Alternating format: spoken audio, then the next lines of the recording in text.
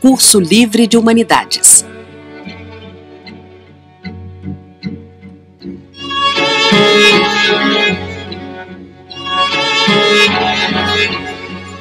Módulo 1. Filosofia.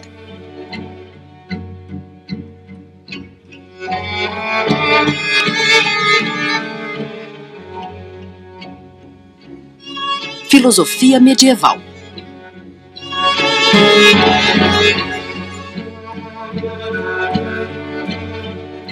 Um debate aristotélico sobre Santo Agostinho.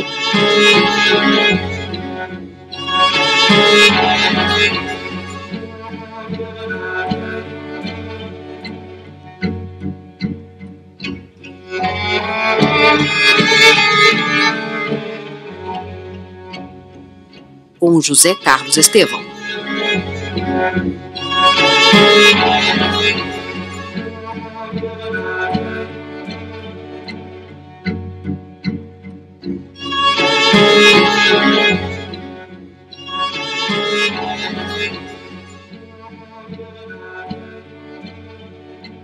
A distância que separa Tomás de Agostinho é praticamente a mesma do ponto de vista cronológico que separa Tomás do nosso tempo, não é?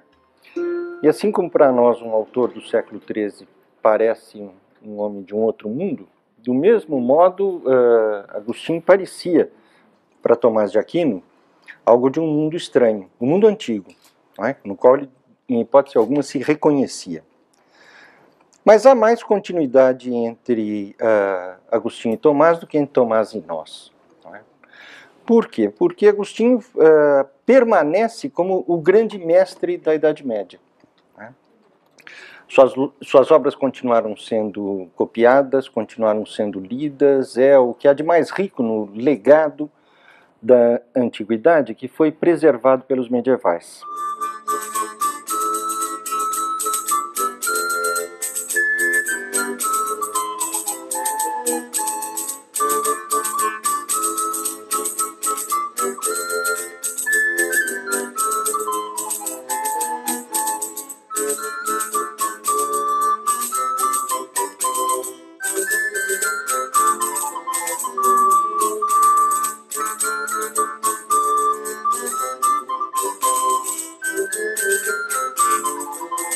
Claro, Agostinho foi influente durante todo esse vasto espaço de tempo e continua influente depois disso, e continua hoje sendo uma referência filosófica viva. Não é? A gente pode pensar de imediato numa obra como a obra política de Hannah Arendt. E pensa politicamente a política do século XX, portanto a nossa ainda, com uma matriz expressamente agostiniana. E até mesmo que um livro como As Investigações Filosóficas de Wittgenstein, que tem um impacto determinante na nossa capacidade de pensar atual, não começa com uma referência às Confissões de graça. Né? Tem suas razões para fazer isso. Mas é justamente Tomás de Aquino que modifica, se não a permanência de Agostinho na história da filosofia, mas que desloca Agostinho do seu lugar central até então. Né? E Tomás ocupa, por sua vez, uma posição que é determinante, em particular, no que talvez seja o mais importante acontecimento histórico-filosófico da Idade Média, que é a recepção de Aristóteles. Por volta de meados do século XII, começa a chegar à Europa, a Europa Latina, não é? As novas traduções de Aristóteles, vinham importadas da Espanha muçulmana, de Al-Andalus. Não é? O movimento inicial de recepção dessas traduções é muito rápido. O mais importante filósofo da cristandade da primeira metade do século XII, que é Pedro Abelardo, fazia referência às obras esquecidas ou às obras perdidas de Aristóteles, entre elas, por exemplo, a metafísica. Mas pelo menos um aluno dele, aluno pessoal, mas que era exatamente 36 anos mais novo do que ele, ao contrário, pôde ler praticamente todo o corpus aristotélico. Portanto, uma geração. Em uma geração eu saio de um desconhecimento bastante extenso, um desconhecimento extenso, né, da obra de Aristóteles, para, ao contrário, a possibilidade de lê-la. Né? E o impacto dessa leitura, da leitura das obras de Aristóteles, simplesmente não pode ser exagerado por nós. Provavelmente os 200 anos posteriores, o século XIII inteiro, o século XIV inteiro, foram dedicados à tarefa de digerir a recepção de Aristóteles. É verdade que desde a época de Agostinho, com certeza, a filosofia pagã havia sido absorvida pela tradição filosófica e religiosa. Né? Agora, num registro muito preciso, essa absorção se dá segundo uma matriz determinada, que é a do neoplatonismo. A dos livros platônicos a que se refere Agostinho. Se refere, por exemplo, nas Confissões. Né? O que é que Agostinho diz ter lido nos platônicos? E agora preciso citar literalmente. Ele leu que no princípio era o Logos, e o Logos era Deus, e o Logos estava com Deus. Ora, nós sabemos muito bem que isso aqui é a primeira frase do Evangelho de São João, do Novo Testamento. Aquilo que Agostinho diz ter lido nos filósofos platônicos é exatamente o texto, né, da Bíblia dos cristãos. Né? É claro, diz ele, os neoplatônicos não ensinam tudo, né? Eles ensinam a verdade, mas não tudo que é necessário. Por exemplo, diz ele, e esse exemplo não é pouca coisa, né? Embora eu possa ler isso nos platônicos, eu não posso ler nos livros platônicos que o Logos se encarnou e habitou entre os homens. Isso é o próprio da revelação, isso é o próprio da religião cristã, e por isso ela se torna verdadeira filosofia. Ela diz o mesmo que dizem os platônicos, mas ela diz mais do que dizem os platônicos. Não é? E, aliás, desse modo, Agostinho está exprimindo de maneira bastante cabal esse ar de família que nós percebemos de imediato entre uma certa filosofia, que é o neoplatonismo antigo, não é? E a expressão teórica do cristianismo, não expressamente o cristianismo, mas o modo como ele se expressa teoricamente. E a gente poderia acrescentar também o judaísmo, o islamismo, ou seja, toda a tradição dos três grandes monoteísmos. Né? Portanto, essa incorporação da tradição antiga se dá, mas se dá numa chave muito precisa. A obra de Aristóteles estava perdida, ou seja, ela simplesmente não estava traduzida para o latim.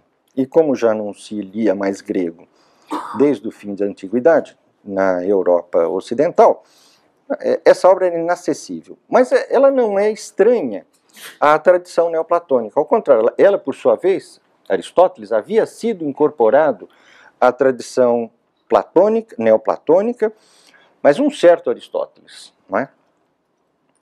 Portanto, não havia razões para, no momento em que se começa a reler Aristóteles retraduzido, ou traduzido pela primeira vez, não havia razões para recusá-lo. Ele faz parte da tradição. Não é? Mas acontece que o acesso agora ao texto permite uma outra leitura de tipo muito diferente. Não é?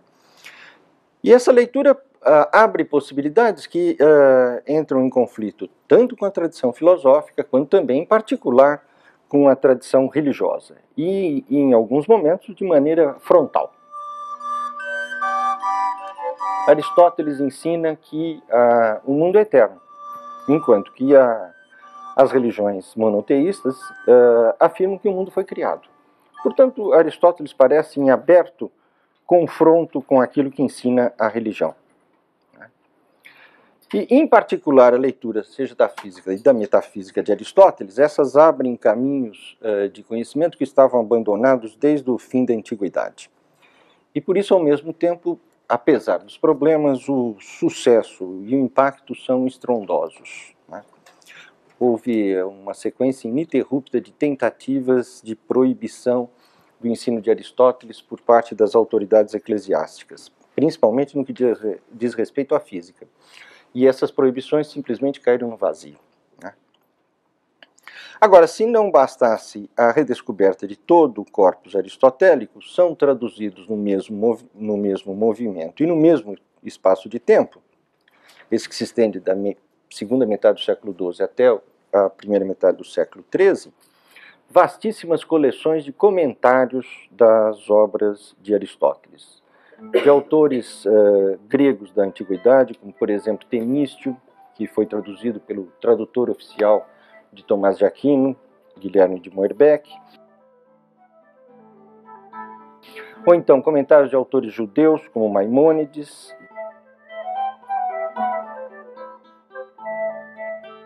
de autores árabes, como Avicena, e em particular Averroes, além de tantos outros.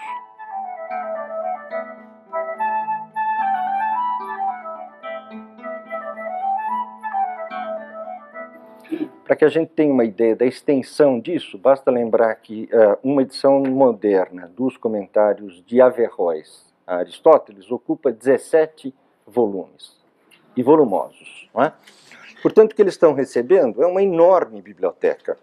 E vocês também perceberam a heterogeneidade desses comentários. São comentários de alto nível em termos filosóficos, mas de matriz religiosa muito diversa. Não é? E aqui Averroes ocupa um papel particular e especial, não é? Porque, mais do que todos os outros comentadores, ele se atém expressamente a comentar Aristóteles. Ele é chamado pelos medievais de o comentador por excelência. Assim como eles designam Aristóteles por o filósofo, Averroes é o comentador. Não é? E a maneira pela qual ele comenta é de uma perspectiva bastante precisa. Criticar a leitura feita muito antes dele por Avicena. Avicena é um autor tão neoplatônico quanto Agostinho. Ele dá muito mais atenção à leitura de Aristóteles que Agostinho. Mas também o modo pelo qual ele se apropria de Aristóteles é vazado na matriz neoplatônica. Agora, o Aristóteles de Averroes, ao contrário, é francamente anti-neoplatônico. E, portanto, mais intensamente incompatível com a tradição religiosa. Quando não foi mais possível reprimir o ensino das ciências aristotélicas na universidade, começou então a esboçar-se um confronto aberto entre a Faculdade de Artes e a Faculdade de Teologia. A Faculdade de Artes era o que hoje nós chamaríamos de uma faculdade de filosofia. E ela era responsável pela formação geral dos estudantes. Só depois que se passava pela Faculdade de Artes é que se podia ingressar em alguma das outras 3 faculdades, ou Teologia, ou Direito, ou Medicina. E notem, claro, não há nada parecido com uma faculdade de Física. Né? A física, a metafísica, a ética, a política, como desde sempre a lógica, permanecem como disciplinas da Faculdade de Artes. Agora, dada a recepção desse vastíssimo cabedal que se recolheu nesse século ao que eu me referi, é muito difícil, se não quase impossível, que a Faculdade de Filosofia de Arte, mas que de fato era de Filosofia, resistisse à tentação de deixar o seu lugar subalterno de formação propedêutica e não buscasse fóruns de autonomia intelectual, ou seja, desenvolvesse física, metafísica, ética, política, assim por diante. Em particular, é problemático que se pense numa ética filosófica autônoma, independente da religião. Era disso que se tratava? De fato, nós não sabemos se era disso que se tratava. É uma enorme controvérsia que já dura séculos entre os historiadores a respeito do que efetivamente se passava entre os mestres da Faculdade de Artes nesse momento. Mas nós sabemos muito bem, com absoluta precisão, que Tomás de Aquino e alguns outros acreditavam que era isso que estava acontecendo, porque foi isso que eles escreveram. Né? E até é muito provável que, se ninguém tivesse pensado efetivamente nisso, depois que eles criticaram, alguém passou a pensar. Depois de um milênio, né, parecia prestes a se romper o equilíbrio muito complexo entre fé e razão, filosofia e religião, que havia sido herdado de Agostinho.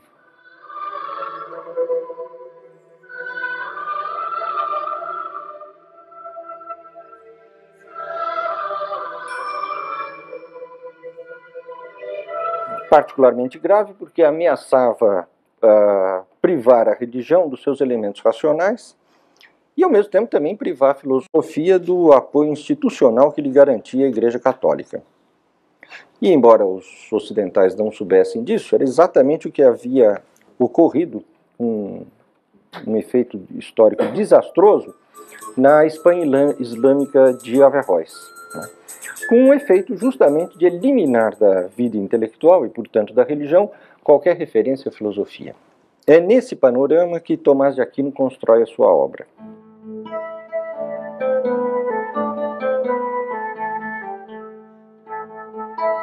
O que ele enceta é uma releitura de Aristóteles capaz de torná-lo compatível com a tradição religiosa. Não se trata, com certeza, de simplesmente jogar água benta na metafísica de Aristóteles, né? Batizá-lo no sentido que a gente batiza o uísque, falsificá-lo, né? E a operação é uma operação de mão dupla. Tomás constrói um Aristóteles perfeitamente aceitável para o cristianismo. Mas o cristianismo tampouco é o mesmo depois da operação de Tomás de Aquino.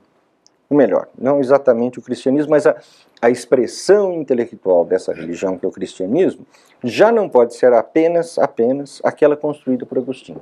Tá? Bom, a obra de Tomás é extraordinariamente vasta. Ela inclui, além da sua obra-prima, que é a Suma de Teologia, que é uma monumental exposição da religião cristã segundo os parâmetros de cientificidade aristotélica, né? Que se estende na edição brasileira atual, 11 enormes volumes, né? Além disso, todo um conjunto de tratados teológicos, de comentários bíblicos e, principalmente, para o que nos interessa, de comentários das obras de Aristóteles, algumas das quais não eram comentadas desde a antiguidade, como é o caso, por exemplo, da Ética Nicomaqueia e da Política. Claro que eu não vou tentar, nem tentar fazer uma exposição breve acerca da obra de Tomás de Aquino, não é?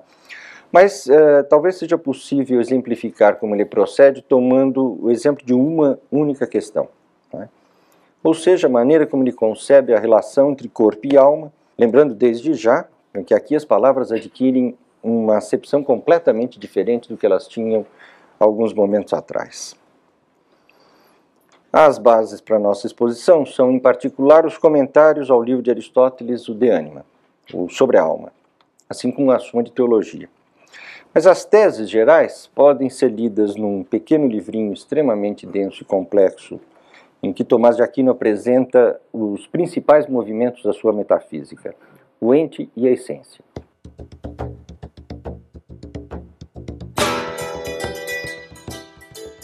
E além disso, é bom lembrar que a minha abordagem ela se conforma estritamente à interpretação de Etienne Gilson, nosso grande historiador da filosofia medieval no século XX. Muito bem. O conhecimento humano, ensina Tomás de Aquino, em consonância com Aristóteles, ascende das coisas imediatamente dadas a nós, as coisas sensíveis, às coisas invisíveis. Ascende dos efeitos que nós podemos ver em direção às causas que podemos inteligir racionalmente. O que chamamos de alma é conhecido por nós a partir da constatação sensível de que há corpos que se movem de modos diversos.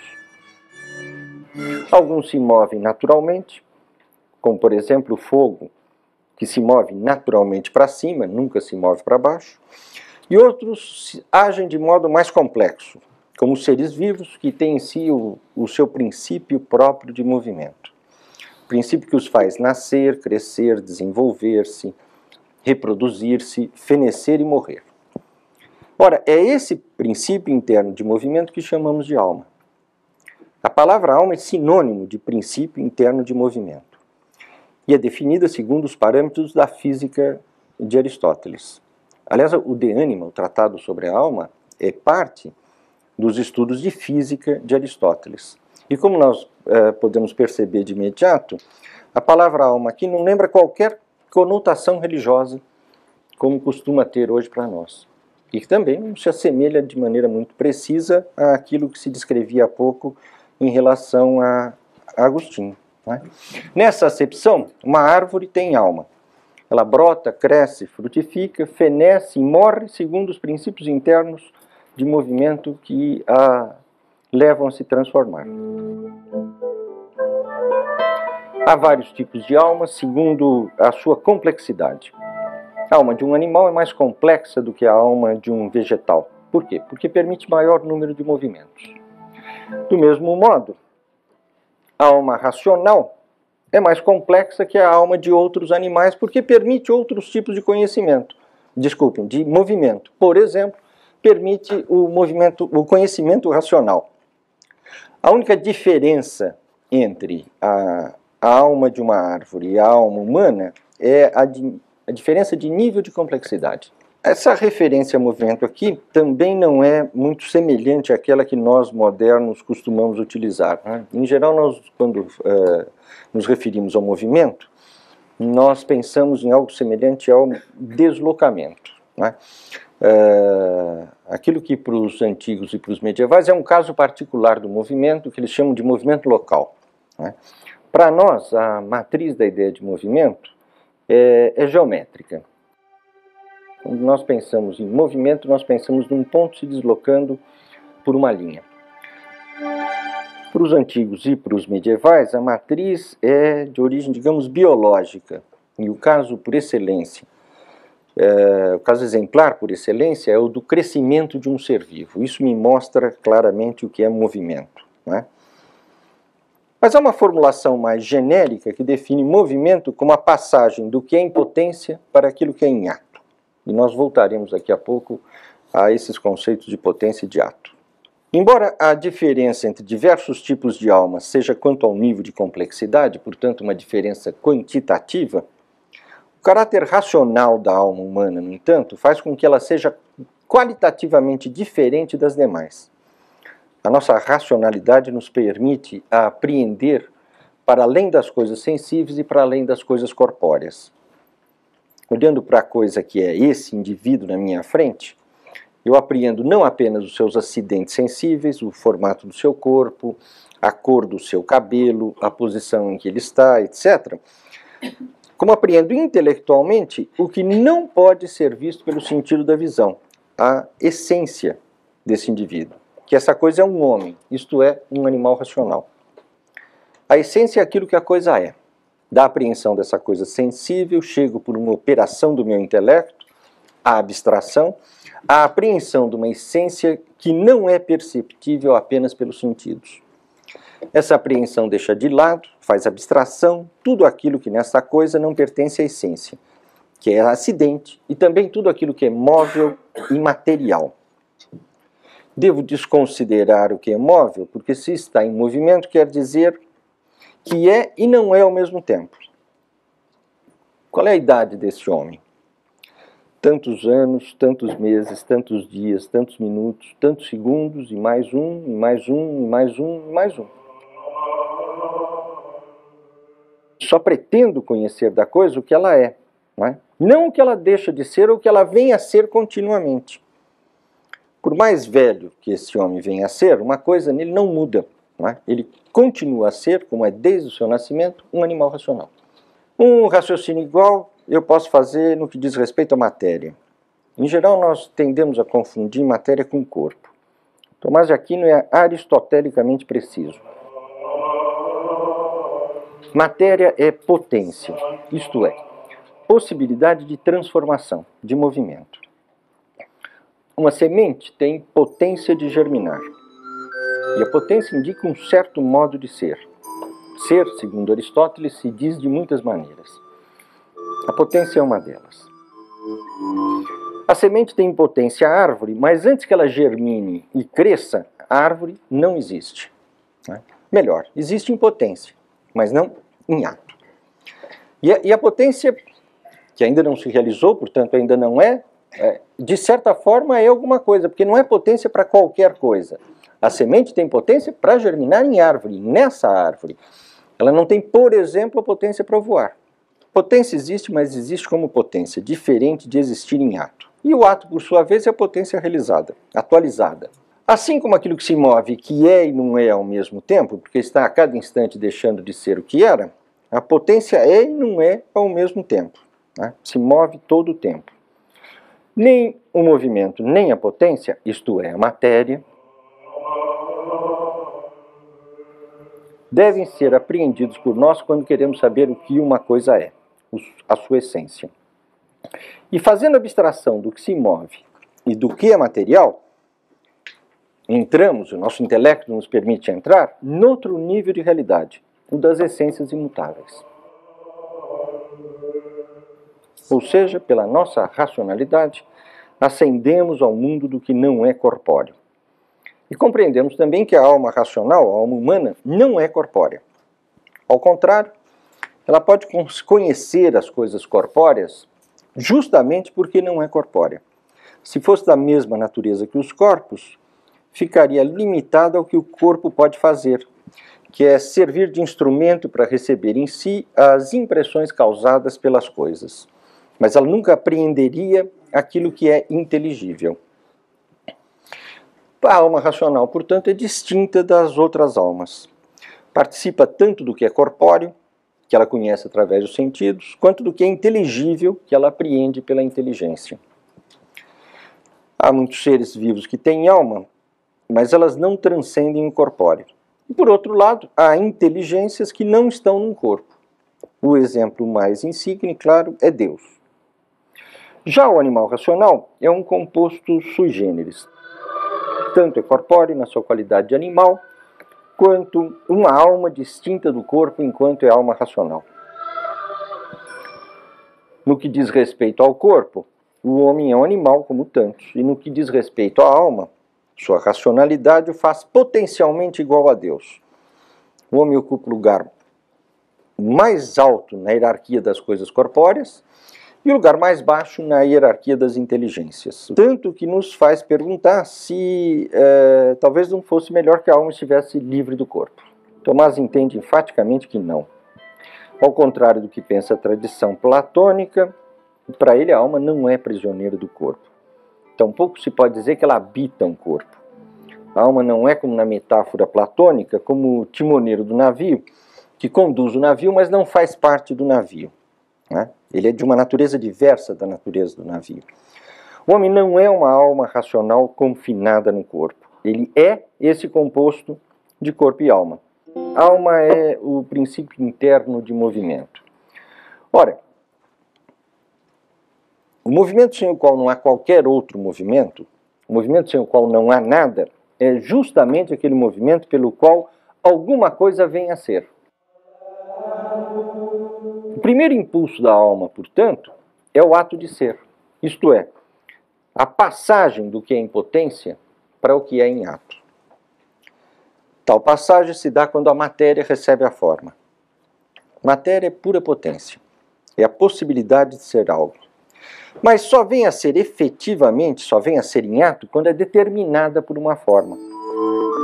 A forma, por sua vez, embora ela seja anterior à matéria, ela só existe propriamente no momento que ela efetivamente faz passar a possibilidade da matéria ao ato.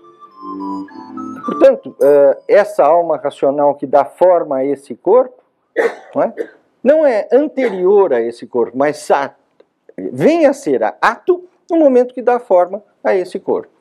Portanto, não é como distinguir, é como separar realmente o que é matéria do que é corpo. O resultado deste ato é essa substância indissolúvel que é matéria e forma, corpo e alma. O homem é um composto de matéria e forma, no qual aquilo que ocupa a posição de matéria, o corpo animal, vem a ser em ato ao receber a sua forma própria, que é receber uma alma específica, com uma diferença que a faz diferente de qualquer outra, que é ser uma alma racional. O homem, portanto, não é uma alma perdida, aprisionada num corpo, não é uma alma angélica que se deixou seduzir pela transitoriedade da matéria. Ele é um composto de corpo e alma. E como tal, ele é perfeito. E a exposição de Tomás é perfeitamente aristotélica. Ele pouco se afasta das concepções gerais de Aristóteles, só das gerais. No detalhe, ele se afasta cada vez mais. Agora, os termos básicos, esses são determinadamente aristotélicos. Matéria e forma, potenciato, substância e acidente. Tomás acentua a sua distância em relação ao texto de Aristóteles quando começa a considerar a diferença entre essência e existência. A essência do homem é ser animal racional. E esse ato de ser, que faz passar da essência para a existência, não modifica a essência. Agora, embora o ato de ser não acrescente nada a uma essência, não é? Nenhuma essência existe sem esse ato de ser. Não é?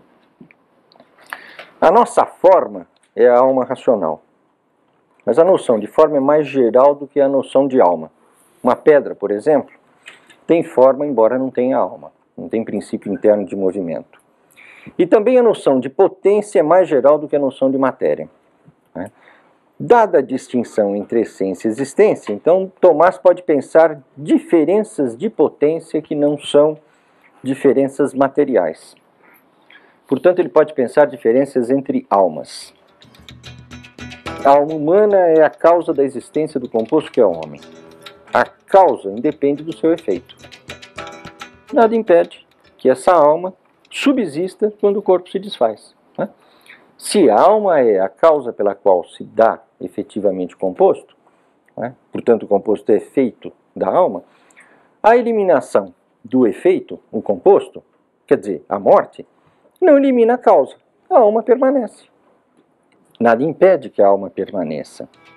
Não parece estranho, visto o que foi visto, que a nossa perfeição enquanto homens possa ser substituída, em pós-morte, por uma alma separada do corpo?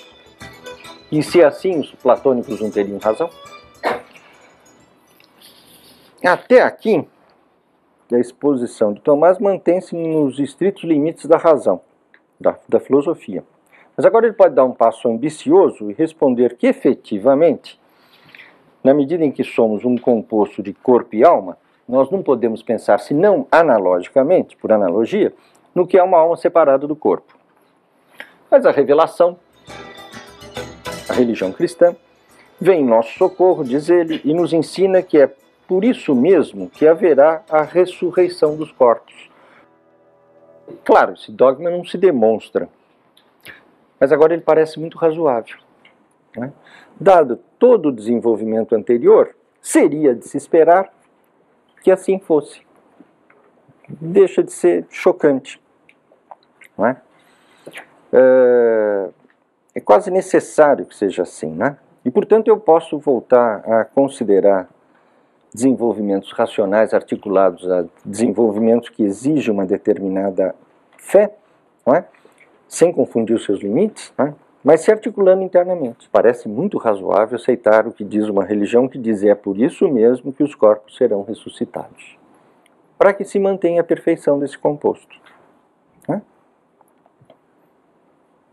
Além disso, nós podemos pensar também, desse modo, na diferença entre almas que, por natureza, não são compostas com corpos. Nós só temos um vislumbre desse tipo de realidade, porque nós conhecemos pelo menos uma alma que pode subsistir sem o corpo, que é a alma humana.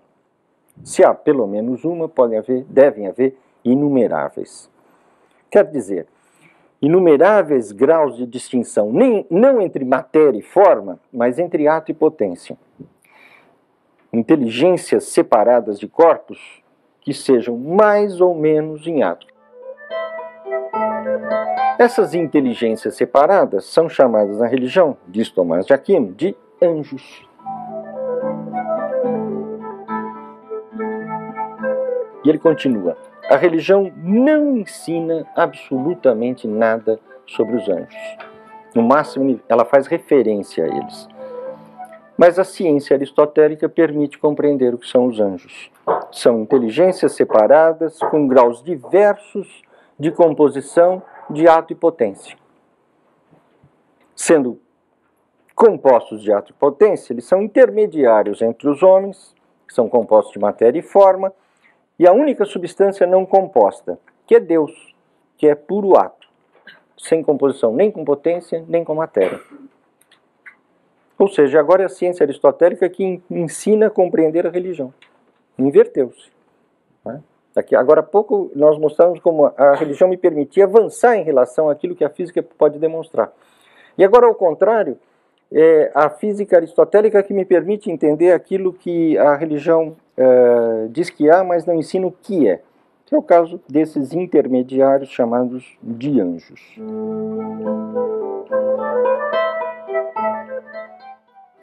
Claro que nós não podemos mais propriamente estar falando aqui em Aristóteles. A distância entre Tomás e Aristóteles foi crescendo sem parar. Mas não houve ruptura em relação, né, às bases físicas, às bases metafísicas da elaboração aristotélica. Né?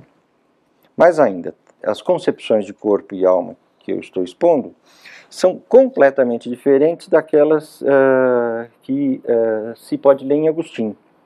Mas elas não são incompatíveis com a religião. E nem é preciso abandonar Agostinho. Né? Muito do que ele ensina continua a ser perfeitamente defensável.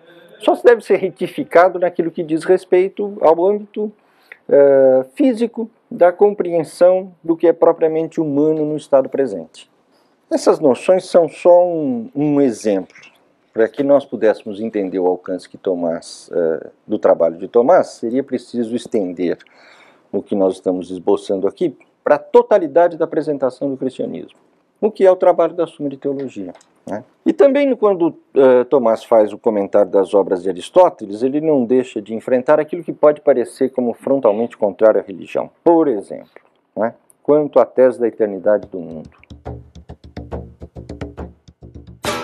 E, em segundo lugar, demonstra que os argumentos de Aristóteles não são suficientes para provar que o mundo é eterno. Né? À luz dos princípios de Aristóteles, evidente.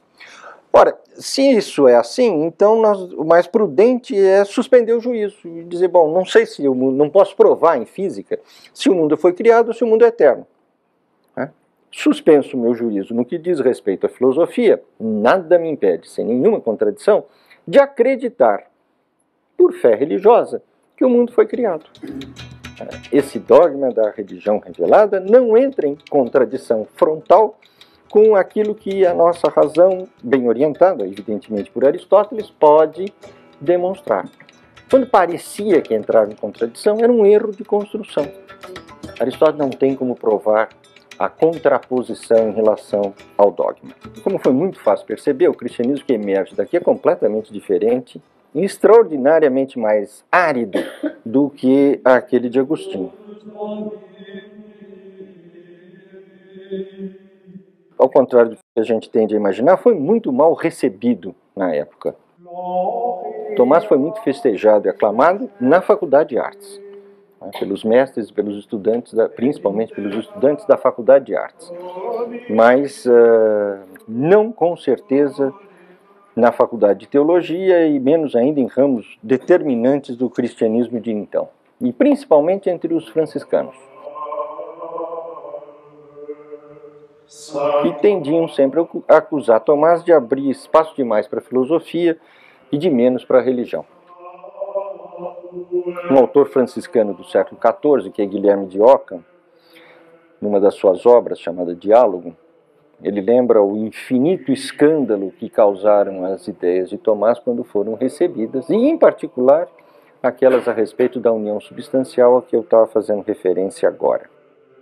Tomás de Aquino, como nós sabemos, era um frade dominicano, membro de uma das duas grandes ordens religiosas dos séculos XIII e XIV, e a outra era dos franciscanos. Os teóricos franciscanos, no século seguinte, no século XIV, vão dedicar o seu imenso talento à demolição dessa catedral teórica construída por Tomás de Aquino. E com grande sucesso, apesar da resistência dos confrades de Tomás de Aquino. A verdade é que isso já é uma outra história. Uma história que abre caminho, sem dúvida nenhuma, para a compreensão da eclosão da modernidade.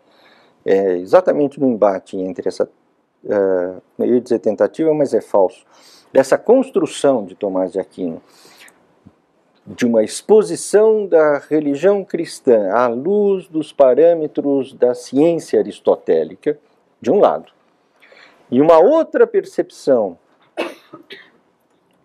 da expressão intelectual do cristianismo, que descende diretamente de Agostinho, é desse embate que nascem os problemas e as aporias que nos porão no caminho filosófico do que é a modernidade.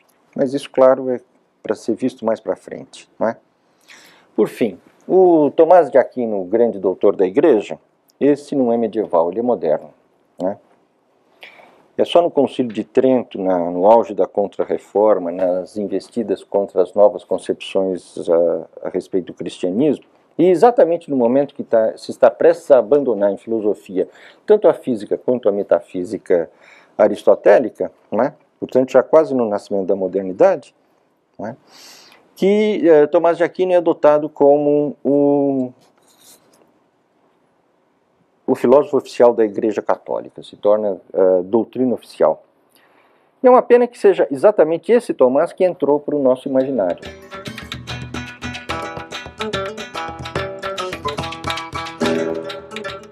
Uma Suma Teológica rígida, encadernada, tal, e afivelada. Eu acho que, com certeza, o Tomás de Aquino da história, aquele que redime a melhor ciência da sua época, é muito mais interessante. Obrigado.